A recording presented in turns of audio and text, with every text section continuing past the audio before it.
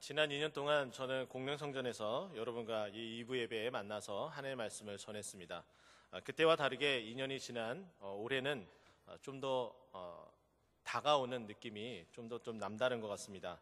들을 귀 있는 자는 아마 들은 줄 알 것 같습니다. 아직 소식을 잘 모르시는 분들은 모르시겠죠. 그래서 조금 더 깊이 있고 조금 더 기도하며 여러분들을 또 하나님의 말씀이 어떠한지, 하나님께서 여러분들을 얼마나 더 사랑하시는지 그 부분을 또 헤아리고 같이 또 노력하고자 저는 오늘도 이 자리에 섰습니다. 오늘 본문 말씀은 요한복음이에요.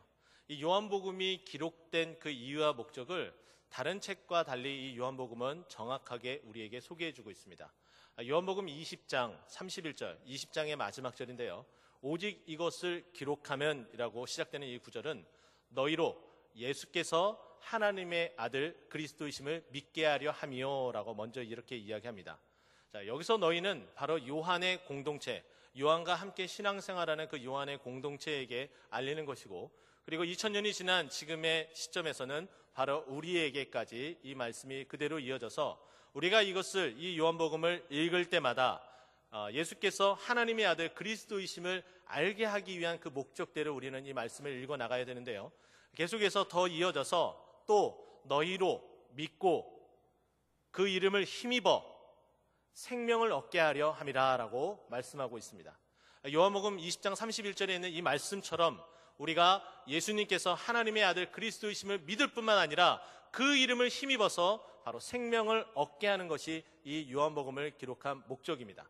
그러면 오늘 본문도 바로 그와 같은 목적에 부합해야 되고, 그리고 그것을 찾아 나가야 되는데, 그것은 요한복음이 처음부터 쓰여질 때마다 바로 예수 그리스도가 정말 어떠한 분인지 우리에게 소개해주고 있는데, 특별히 오늘 본문 말씀은 부활절이나 아니면은 장례식장에 가서 많이 또는 한 번쯤은 들어봄직한 본문입니다. 하지만 오늘 본문을 조금 더 자세하게 들여다보면은 이것이 그것에서도 적합하지만은 오늘 이 예배 가운데 우리가 우리의 믿음을 더 굳게 하고 더 생명을 확증적으로 함에 있어서 너무나 확고부동한 하나님의 말씀인 것을 여러분 믿으시기 바랍니다. 오늘 본문 말씀은 사실은 17절부터 26절이 아니라 27절까지 끊어서 우리가 살펴보아야 돼요. 그런데 제가 감히 26절까지 끊어서 제가 마무리를 지었습니다. 왜 그러냐면은 여러분이 보시는 것처럼 여러분의 답변은 무엇입니까? 라고 제목을 결정을 하였고요. 바로 예수님께서 맨 마지막에 내가 이것을 믿느냐? 26절에 언급되어 있는 것처럼 내가 이것을 믿느냐? 예수님께서 말씀하시고 내가 이것을 믿느냐라고 재차 물으실 때에 마르다가 고백했었던 그 고백이 과연 내 입에서는 나올 수 있는가? 아니면 그와 유사한 그리고 하나님 앞에 나의 신앙을 고백할 수 있는 그런 믿음의 고백이 나에게는 있는지 한번 재점검하는 오늘이 되었으면 합니다. 오늘 본문은 이 요한복음 11장만 딱 따로 떨어져서 보기 참 힘든 본문이에요. 왜냐하면 예수님께서 장소 이동을 하시는데 그 장소 이동의 이유와 목적이 있고 그것에 따라서 연동되어지기 때문입니다. 먼저 10장 마지막 부분을 보게 되면은 예수님께서 예루살렘에 들어가셨는데 바로 솔로몬 행각에서 많은 사람들이 모였습니다. 그 모인 사람들이 어느 사람인지 소개해 주는데 유대인이라고 소개를 합니다. 그 유대인들이 예수님께 질문을 하기 시작을 하는 거예요. 당신이 그리스도인지 우리에게 헷갈리지 않게 좀 대답 좀 해주십시오 라고 얘기하니까 예수님께서 조금은 빙 돌려서 말씀합니다. 내가 이렇게 너희들에게 수도 없이 이야기를 했는데 너희는 왜 그것을 왜 눈치채지 못하고 그것을 왜 나에게 재차 묻느냐 라고 쭉 얘기를 하면서 마지막 결정타로 내가 정말 메시아인 것을 말씀하는데 뭐라고 얘기하느냐? 요한복음 10장 30절 말씀에는 나와 아버지 하나님은 하나다라고 말씀합니다. 그러니까 그의 격분한 유대인들은 신성모독이다 하여서 이 예수님을 돌로 쳐 죽이려고 합니다. 바로 그때에 예수님께서는 그곳을 떠나가셨다라고 성경은 소개하고 있는데요.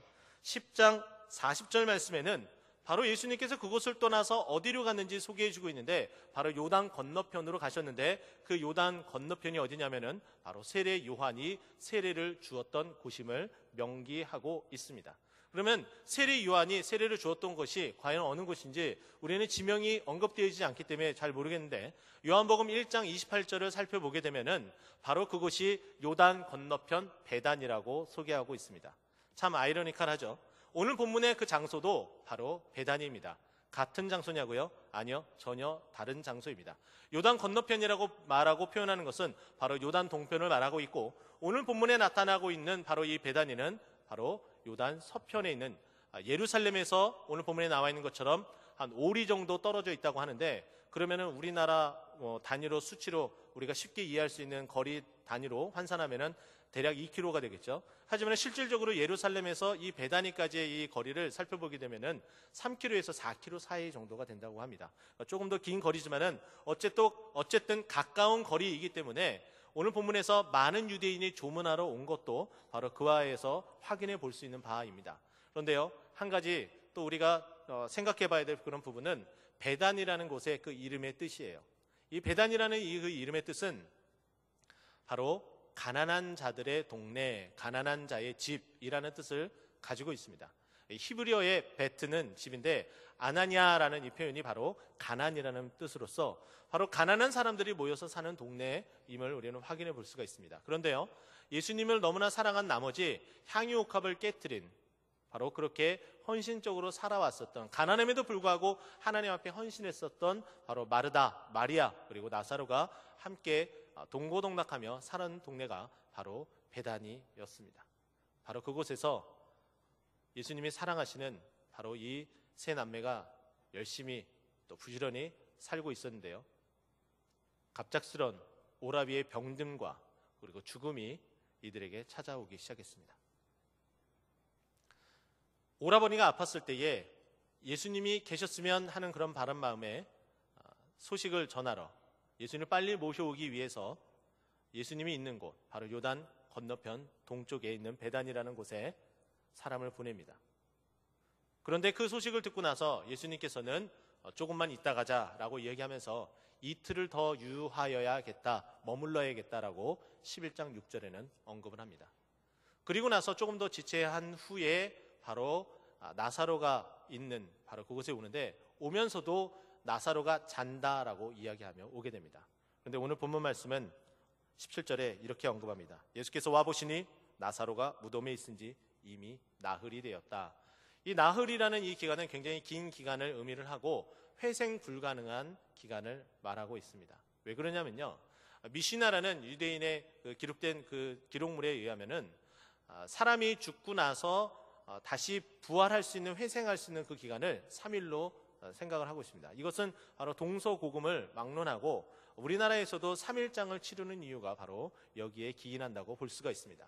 바로 이렇게 4일이 되었다는 것은 그만큼 이제 시신이 부패되어지고 더 이상 회생 불가능한 상태에 놓여져 있다는 것을 우리는 확인해 볼 수가 있습니다. 그러나 예수님께서 왜 이렇게 나흘 동안 기다렸는지는 바로 예수님께서 오늘 이 시간을 통해서 죽은 자도 살리시는 바로 예수님, 그리고 하나님이심을 나타내기 위함이었다는 것을 여러분 믿으시기 바랍니다. 예수님께서 이틀을 유하시는데 한번 생각해 보십시오. 계산해 보십시오. 전령이 왔습니다.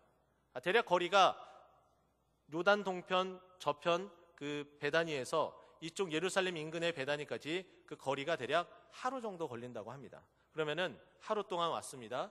그리고 이틀을 더 유했습니다. 하루 동안 갑니다. 그러면 대략 병들어 있는 상태에서 왔는데 아마도 그 기간에 기다리지 못하고 나사로는 죽은 것으로 우리는 확인해 볼 수가 있습니다. 어떤 그 성경지리 유명한 교수님이 계시는데요, 그 이문봉 교수님이 쓴 그 책에 의하면은 대략 이 기간을 한 6일 정도로 생각을 하고 있는데, 그렇더라도 왔을 때는 병들어 있었지만은 가는 도중은 이미 죽어 있는 상태로 확인해 볼 수가 있고, 이미 죽은 지 4일이 되었다는 것은 도저히 기적이 아니고서는 도저히 일어날 수 없는 일임을 우리는 확인해 봅니다.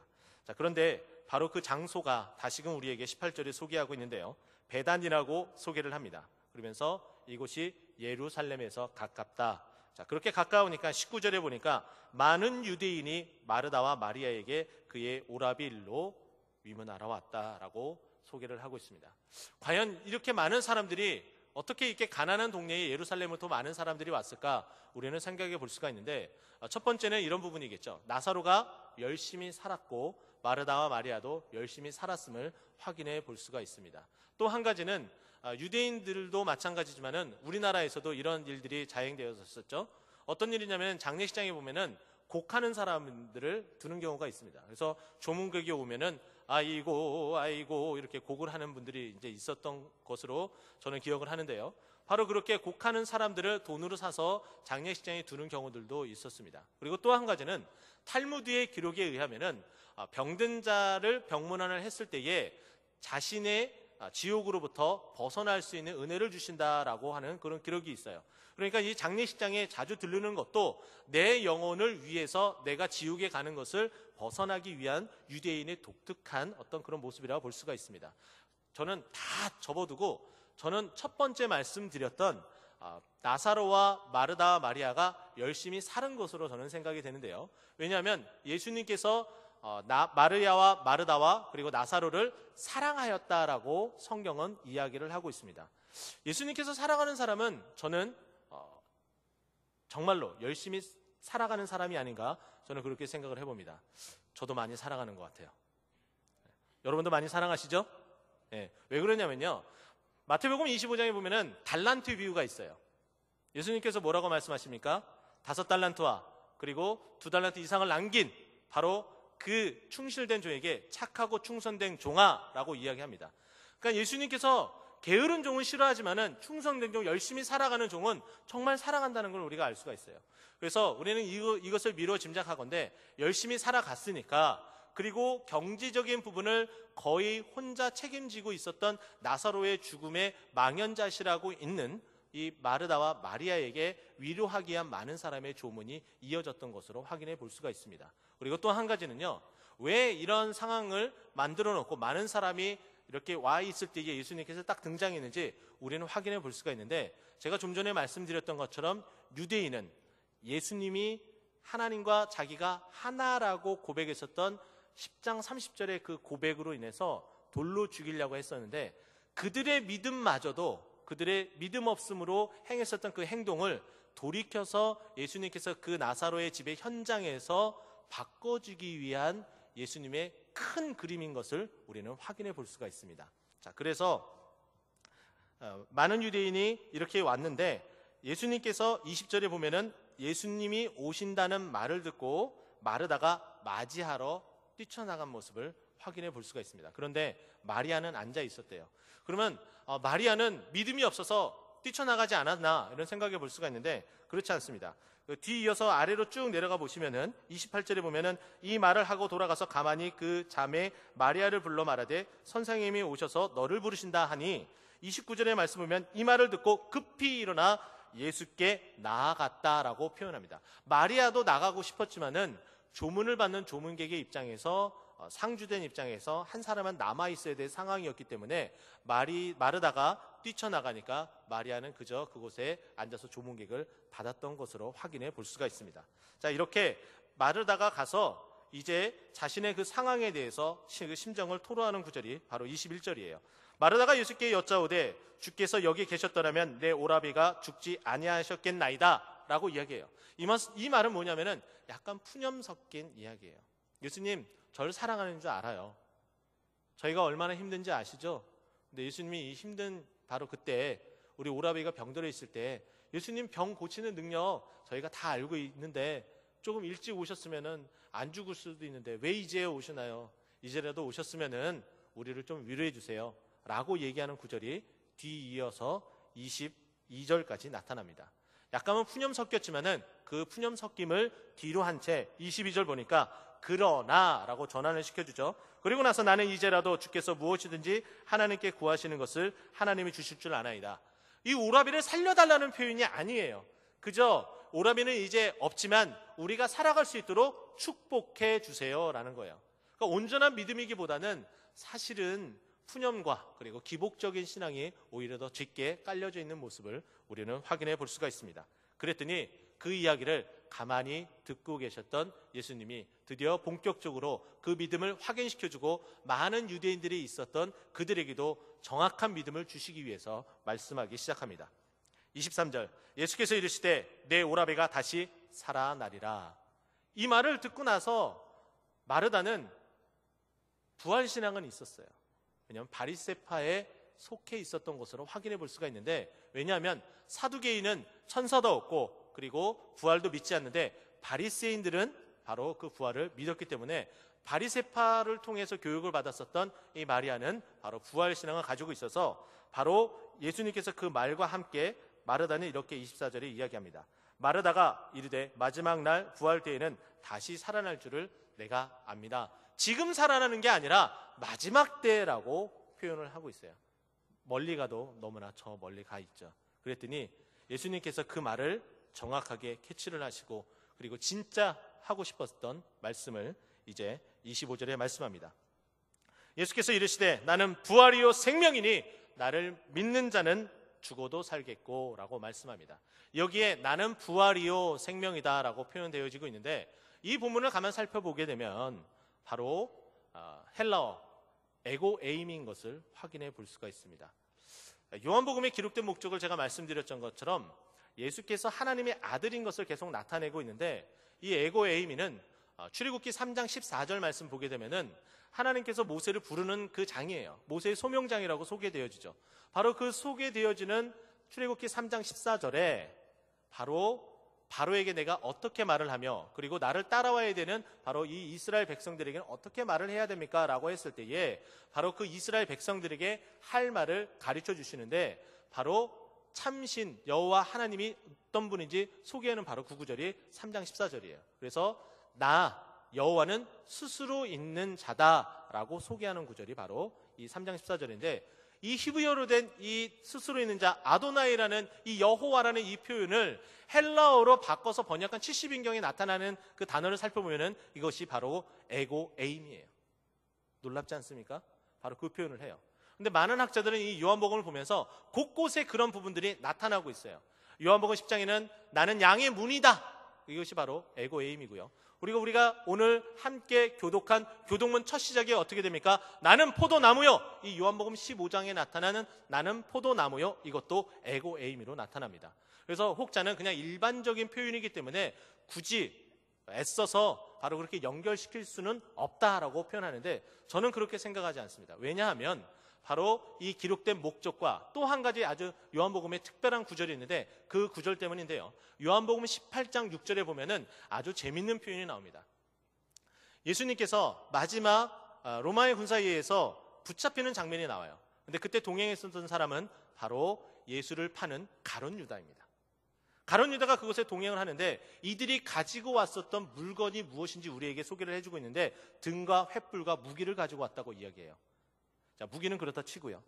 등과 횃불, 낮에 가지고 다닙니까? 밤에 가지고 다닙니까? 밤에 가지고 다니겠죠. 그죠? 이렇게 밤에 가지고 다닌다는 것은 칠흑 같은 어둠 가운데 마지막에 산속에서 기도했었기 때문에 바로 그렇게 기도하고 있는데 와서 그들이 옆에서 두리번거리니까 예수님께서 그들에게 직접 물어봐요. 너희들이 누구를 찾느냐? 라고 물어봐요. 아주 친절하시죠? 그랬더니 예수를 찾는다라고 이야기를 해요. 그랬더니 예수님께서 뭐라고 얘기하냐면 바로 18장 6절에 보면 내가 그니라 라고 이렇게 저음 톤으로 얘기를 하신 것 같아요. 그러면 어떻게 해야 돼요? 여러분이 잡으러 온 사람이라고 그러면 여러분 어떻게 하시겠습니까? 당장에 붙잡아야 되잖아요. 그런데 그들의 행동은 요한복음 18장 6절에 아주 특이하게 기록하고 있어요. 납작이 엎드렸다라고 성경은 이야기합니다. 왜 그랬을까요? 에고 에이미를 듣는 순간 여호와라는 그 단어가 머릿속에 그들에게 스치고 지나가서 납작이 엎드려질 수밖에 없었어요. 굉장히 독특한 표현이죠. 이와 같은 것으로 미루어 짐작하건대 바로 이 에고 에이미는 자기 자신이 바로 하나님임을 계속해서 끊임없이 나타내고 있는 거예요. 내가 부활이다. 이것은 무엇이냐면 나는 부활시킬 수 있는 능력의 하나님이다라고 이야기하는 것이고 나는 생명이다라는 것은 나는 너희들에게 생명을 주는 참 하나님이다라는 것을 말씀하고 있는 거예요. 여러분 그것을 믿으십니까? 그러니까 죽어도 다시 살아날 수가 있는 거예요. 이렇게 자기 자신을 나타냈어요. 그런데 예수님이 이렇게 이런 말씀을 하셨는데도 우리는 예수님이 빨리 왔으면 우리가 기도하는 것이 빨리 이루어졌으면 그런 마음들이 참 많을 때가 많아요. 그래서 하나님의 기적을 맛보지 않을 때가 참 많습니다. 저는 여러분들에게 그런 부분들을 해소시키기 위해서 그리고 이 예배 때마다 하나님의 능력과 그 은혜를 받아서 회복되어지는 은혜로 성령의 은혜로 열매를 맺었으면 좋겠어요. 갈라디아서 5장 22절 말씀 보게 되면은 성령의 열매는 하면서 9가지가 열거가 돼요. 성령의 9가지 열매 다 기억하지 않으셔도 좋습니다. 4번째 열매만 기억하면 돼요. 그 그 네 번째 열매가 여러분의 삶에 넘치고 넘치길 축원드립니다. 근데 네 번째 열매가 뭘까요? 제가 이렇게 말씀드려야지 여러분 머릿속에 각인되어지고 사라지지 않게 돼요. 네 번째 열매는 오래 참음입니다. 오래 참음, 인내예요. 하나님께서 기쁘신 은혜와 사랑을 주시기까지 기다리고 또 기다려야 돼요. 푸념 섞인 말로 해서는 안 되는 거예요. 바로 그렇게 기다릴 때에 하나님께서 기적을 베푸시고 은혜를 베푸시고 그리고 말씀에 기록된 대로 우리에게 생명을 허락해 주시는 거예요. 그럼 믿으십니까? 바로 그렇게 이야기하고 나서 26절에 무릇 살아서 나를 믿는 자는 영원히 죽지 아니하리니 이것을 내가 믿느냐. 죽으면은 살아나게 되지만 살아서 믿으면은 영원히 죽지 아니한대요. 이 영원히 죽지 아니한다는 이것을 한 단어로 표현하면 영생입니다. 제가 한번 설교하면서 말씀을 드린 적 있죠. 요한복음 17장 3절은 암송했으면 좋겠어요. 여러분들이 영생은 곧 유일하신 참 하나님과 그가 보내신 자 예수 그리스도를 아는 것이다. 이 아는 것은 그냥 지식적으로만 아는 것이 아니라 관계를 통해서 믿음으로 승화시키는 것을 말하고 있어요. 하나님을 믿고 예수 그리스도를 믿어야지 그 영생이 몸 안에서 역동적으로 나타난다는 거예요. 그러니까 다시 예수님이 이 요한복음 11장에 다시 우리에게 묻는 거예요. 너희가 이것을 믿느냐? 내가 참 하나님을 믿느냐? 라고 물어보는 거예요. 여러분은 대답은 어떻습니까? 네, 믿습니다. 간단하게 이렇게 대답하셔도 저는 그 믿음의 고백이 참인 줄 믿습니다. 그런데요, 우리에게 아주 교과서적인 정답을 성경은 우리에게 소개하고 있어요. 27절 말씀인데요. 이르되 주여 그러하이다. 주는 그리스도시요 세상에 오시는 하나님의 아들이신 줄 내가 믿나이다 라고 고백을 합니다. 바로 이 고백이 마르다의 고백이고 바로 나의 고백이고 여러분의 고백이고 우리의 고백이 되어야 되는 거예요. 이것은 마르다에게만 향한 것이 아니라고 제가 말씀을 드렸습니다. 누구에게도요? 이 현장에 있는 조문하러 온 많은 유대인들, 혹 그들은 바로 10장에서 예수님이 내가 하나님과 하나라고 고백했었던 그 말씀을 믿지 않고 돌로 쳐 죽이려고 했었던 자들입니다. 그들도 이 고백 가운데 서야 돼요. 이것이 마르다의 고백으로 그친다면 우리는 이 자리에 앉아 있을 이유가 하등이 없습니다. 여러분 어떻습니까? 이 고백이 나의 고백이 되어야 되지 않겠습니까? 여러분은 어떻게 대답하시겠습니까? 우리 한번 따라해 볼까요? 주는 그리스도시요. 조금 더 크게요. 주는 그리스도시요. 세상에 오시는 하나님의 아들이신 줄 내가 믿나이다. 내가 믿나이다. 아멘. 기도하겠습니다.